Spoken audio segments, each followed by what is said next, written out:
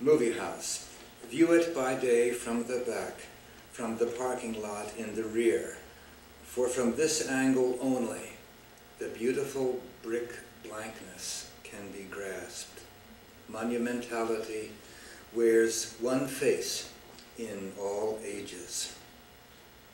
No windows intrude real light into this temple of shades, and the size of it, the size of the great rear wall measures the breadth of the dreams we have had here.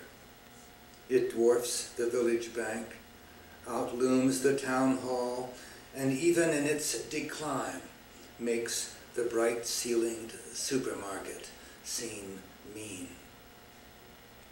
Stark closet of stealthy rapture, vast introspective camera wherein our most daring self-projections were given familiar names. Stand by your macadam lake to tell the aeons of our extinction that we too could house our gods, could secrete a pyramid to sight the stars by. The word camera there is, of course, the Italian word meaning room, from which came camera oscura and the other variations which we all know.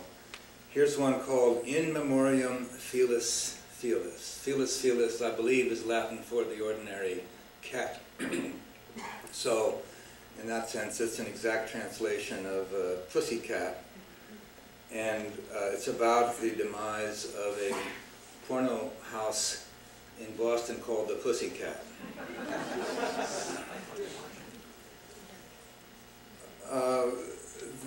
The Pussycat on Causeway Street is closed, vacant, the poster cases that proclaimed red-hot, adult, and uninhibited.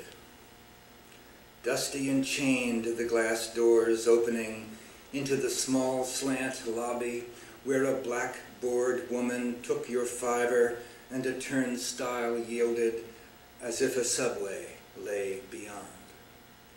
Dark, dark at noon the theater had been, its inky seats as silent as the tomb. Your fear was sitting on a sleeping bum. The screen would be ablaze with private parts, and hollow, breathless voices spelled a plot whose only point was reached recurrently. At bright pink junctures flecked with pubic hair. The actors' voices smacked of youth, LA, and nervousness subdued. The girls' bare forms, most pallid in their bulges, testified to mornings sunning on the beach before the dawn of these exploitive afternoons. Tans are an enemy of sex. The boys were brown and fair and could not get it up beneath the camera's cool, lascivious eye, though lapped and coaxed enough to rouse the dead. The bits of film where actors clothed advanced the feeble plot were touching, fumbled, mouths like Christmas pageants. Mary, just a girl. You knew you soon would see her stripped.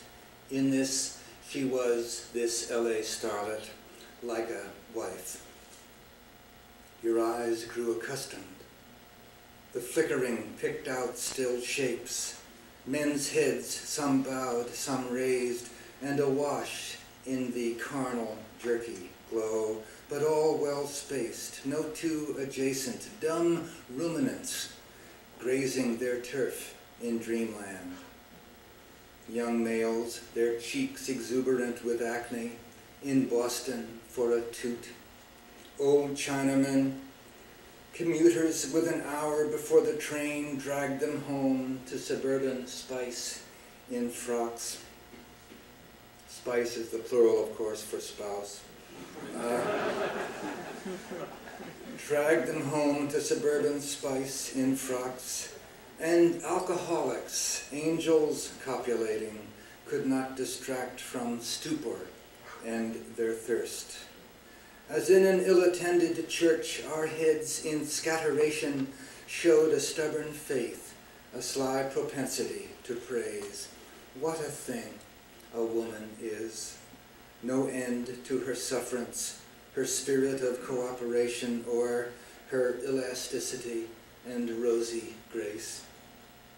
The tints of every rose, from black to white, from purple proud in her cleft to surface